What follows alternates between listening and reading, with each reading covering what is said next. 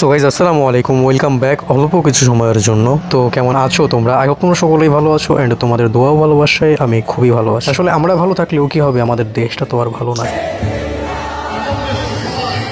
চট্টগ্রাম ইপিজেডের আগুন এখনো নিভে পারে নাই, আবার হযরত শাহজালাল বিমানবন্দরে আগুন পরপর দুই জায়গায় আগুন লাগা এটা কাকতালীয় বিষয় নাকি পুরোটা একটা প্ল্যান করা হয়েছে সেটা তো আর বলতে পারি না, কিন্তু সন্দেহ হয়, মনে হয় কেউ একজন খুব জোরেই লেগেছে বাংলাদেশের পেছনে। তো শুনলাম এইগুলো নিয়ে নাকি গোয়েন্দা তদন্ত করছে। এখন তদন্ত রেজাল্ট যে কতটুকু পার্সেন্ট রাইট হবে আর কত পার্সেন্ট রং সেটা জানি না, কিন্তু এতটুকু জানি যে বা যারা আমার মাতৃভূমির জন্য ভয়ঙ্কর, আমিও তাদের জন্য ভয়ঙ্কর।